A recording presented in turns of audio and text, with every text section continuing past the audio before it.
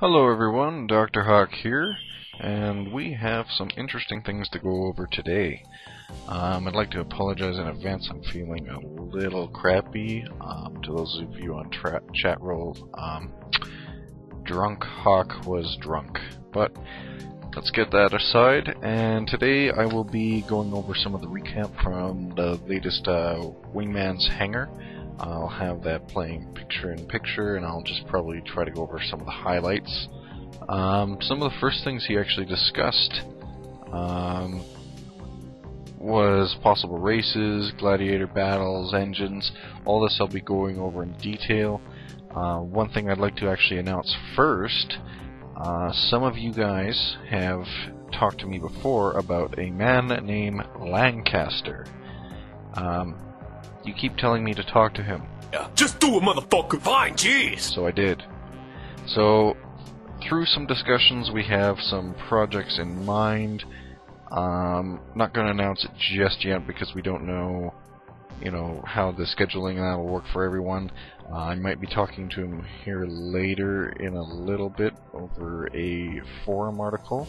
But yeah, so some upcoming projects with Lancaster. No actual merging. I'm still going to do Star Citizen FM, but it would be interesting if the project we have in mind works out. That being said, let's get back to Wingmans Hanger. So one of the first things that he started talking about was possible races. And when I say this by races, I don't mean Van Duel or aliens or snot people. I mean actual racing, spoilers on your car. I almost said car. Still, you could have flying cars. Make it happen, guys.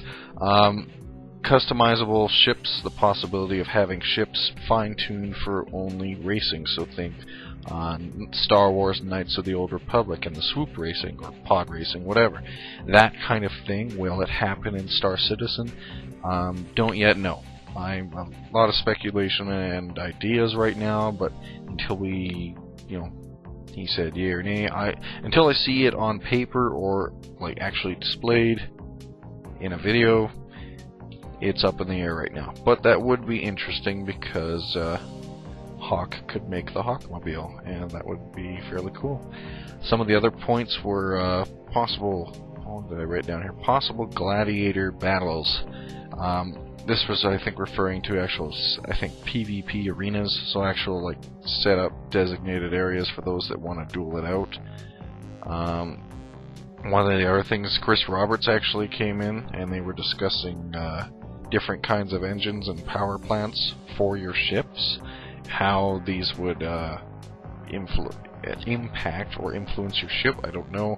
Some of them were discussed were fusion, hydrogen. I'd like to say nuclear, but I really don't see how I don't know. Could be cool. There was talk about a Mantis cameo, so I have to admit I don't remember a lot of Wing Commander. I was very young when I played that, so some people might know what that is. I'm going to have to search that up and find out, and I will accept that Hawk made another stake.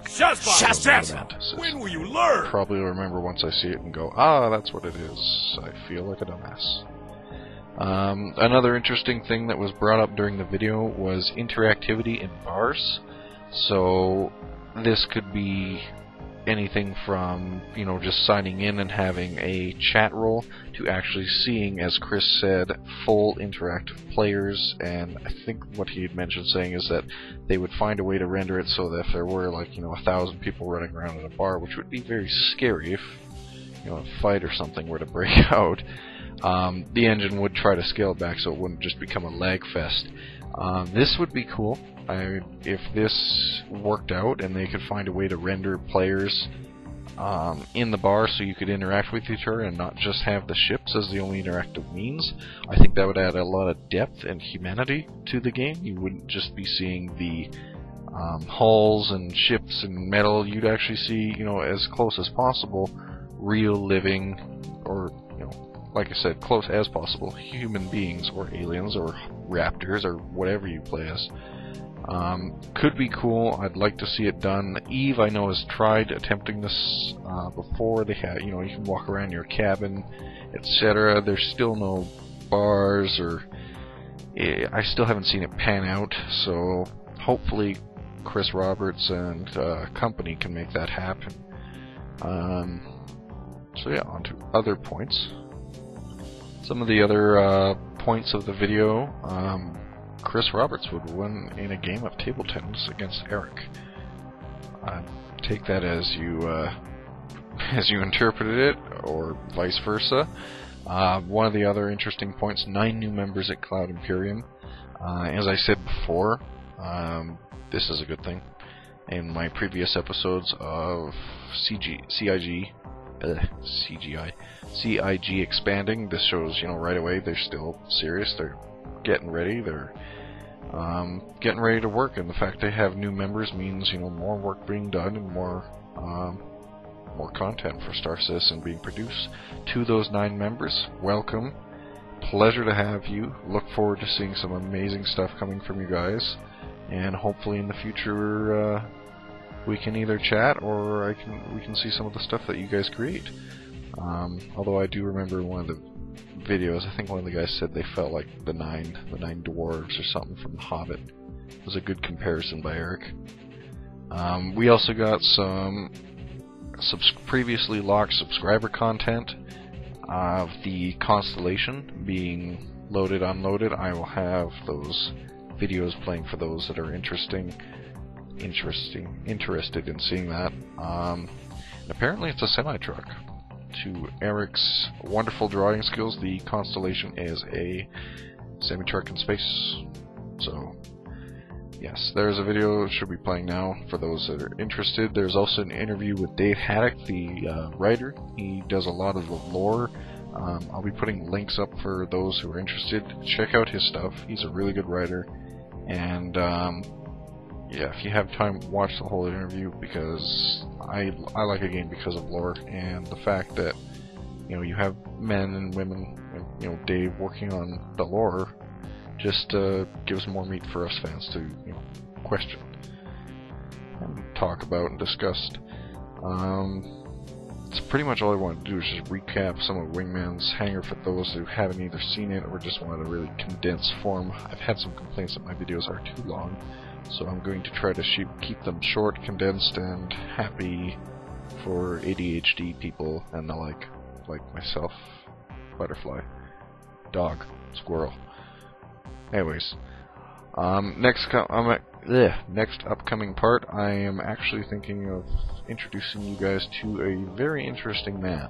So, without further ado, I'd like to introduce you guys to Lancaster. As you previously mentioned that I need to talk to him, I finally have.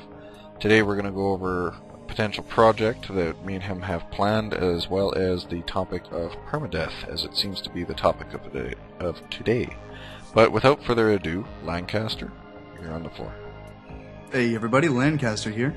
From the Star Citizen radio project. Basically a little thing I wanted to start up, and it's been gaining a little bit of momentum behind the scenes. I now have contacted Dr. Hawk as well, so you can stop bugging me too. So yeah, as we both mentioned, we're working together. We have an idea formulated. Star Citizen FM will continue. I'm going to try to keep it, fact-based and news-based, and with all speculation here and there. And then the project that we have in mind is sort of more free flow, as to allow, different views and opinions to speculate. However, for today, as I've mentioned before, permadeath seems to be the topic of today, and Lancaster is interested in talking about it, and I'll try to bring up a few counterpoints, and we'll see where it goes from there, and try to clear up some frustration as well as confusion about the permadeath. Lancaster. Alright. Yes, well, as most of you probably already know, if you haven't heard, then, check out the forums. I'll make a link. Yes.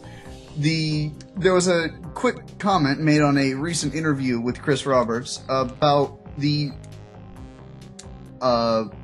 consequences of death. The statement was basically made, how will death affect you? Will it be, if you're doing like a boarding action on a, capital ship or whatnot, what happens when you die? Is it going to be like a ticket-based system out of a COD game, or is it going to be something more substantial? Well, Chris Roberts liked it to Counter-Strike in the terms of when you're down, you're out of the fight. And this has led to a lot of heated arguments on either side of the field. I myself welcome a more permanent death system. Let's go into more... So why would you welcome a more permanent death system?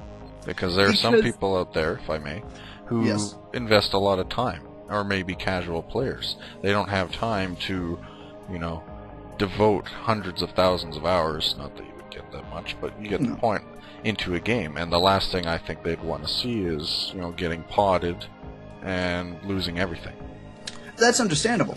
But the thing is that in a game like this is different than a game like a single-player game. You need to understand, in a single-player game, you are Johnny McBadflank. I don't know if I can I say the A word on here? Keep it PG-13 or? I think we're all adults. Just don't go nuts. Yeah. No, that's fine. If you want to be Johnny Badass, Ultimate Combat Shooter Man, you can do it in single-player or in co-op. But when you're in a game like this, everyone can't be Johnny McBadass Shooter Combat Man. And if you want to get yourself into combat, you need to realize there are consequences to your actions. Now, as stated by Chris Roberts, once you're dead doesn't mean you lose everything permanently. He stated that there is a possibility that you're saved, and then you'll come back with like a prosthesis or something, and a little bit less of your body there, a little bit more machine. He used the word cybernetic. I don't believe he was thinking it as in terms of like a Deus Ex cybernetics, more of a prosthesis. So would you compare that to something, let's say, like Fable? Because Fable had the system where if you played like a dumbass, you got scarred up. People thought you were ugly. No, that's a lot closer. It's if something happens to you over time, you have a few, let's say, quote unquote lives until you're completely out of the race. But if you're using up all these lives, you're doing something wrong. And when you do something wrong in a game, you lose. Now, like I said before, you're not going to be one shot and out, so you might go months between dying if you play things safe. If you stick with the battle, stick with your friends, join groups, invest in better defenses, train your flying, and God forbid, run away from danger. You could go your entire time playing it smart and living. Okay, that makes sense. But what about us? I'll speak for the anti-death people here. Sure. I'm a head-on assault player. I'm a Mech Warrior fan. I play an Atlas. Right. I'm a tank. I rush in. That's my problem, though. I don't think I rush in. Dark Souls probably taught me to not do that because it didn't reward that kind of behavior. But some people don't learn from that, Ken. They will keep trying the same strategies over and over. And they might get frustrated if they keep getting reset to square one. Well, then, unfortunately, if I don't like... Let me put it. I'm not very good at real-time strategy games. Honestly, it's my weakest point. I don't know how to work the beginning, the early game. I like to enter in... When I played StarCraft 2, I like to enter in the cheats, give myself, unlimited health, just Zerg rush everything with just overwhelming numbers. But play on the fair game, I can't play a real-time strategy game. And you want to know what? The problem with RTS is you can't play fair. If you play Total Annihilation or Supreme Commander, it's basically use every dirty trick in the book. Right. But that's the thing, is that I don't know how to play it. But therefore, it's my issue of I don't know how to play this well. I don't know how to play this smart. Therefore, I'm not good at the game. The game is a great game. StarCraft 2 is a great game. StarCraft 3 is a great game. But I'm not good at it. Therefore, it is my fault. If you, as a player that likes to rush in head first, and you get killed all the time, then you need to learn to change your strategy. In this case, you need to learn to not go on suicidal kamikaze runs, realizing that it doesn't work here. But it's fun. Yes, that's the thing, is that there's that, if you want to do kamikaze or suicidal runs, do it on single player or co-op. And that brings up another point I've been thinking about. There are players out there, if you've ever played Battlefield 3 or any other equivalent game, who will strap C4, or I'm hoping this would not happen, overload a ship's reactor and just fly it into a constellation. Or I can see it happening. Just you're flying along, that somebody doesn't, they don't care about the permadeath. And boom, you just had a Hornet with, 5 tons of C8 explosive or whatever they use, blow up everything you had. You know, you can't really speak for those kind of people because they don't give a how. Unfortunately, you can't speak to them, but whether or not you had the permadeath system or not, people like that aren't going to change. You're going to create a character specifically designed to be a kamikaze. But the fact of the matter is that there can be... the number of those people will dwindle dramatically than the otherwise. Fair enough. It's, you know, if whether or not you have the permadeath system, but if you don't have that permadeath system in place, the number of kamikaze runs is going to skyrocket. Because it's going to be a legitimate last-ditch effort. But if you're part of a group, like a pirate group, and you realize that you're going after a convoy that's being protected by a PMC group or something like that, and you realize, oh crap, they got reinforcements incoming, let's get out of here. Right. Instead of like, let's take as many of them with us while we die, you know. That would be, you know, there really is no perfect answer for anything, but this, I think, is a step in the right direction. So how do we calm the nerves or soothe, you know, the tempers of those that aren't exactly liking this idea of a permadeath? It's not final, we don't know, because it was a comment. Right. And, you know, I'm trying to speak for those that, you know, not like it, but I'm also impartial to my own. Playing Dark Souls, I don't mind dying if I have to.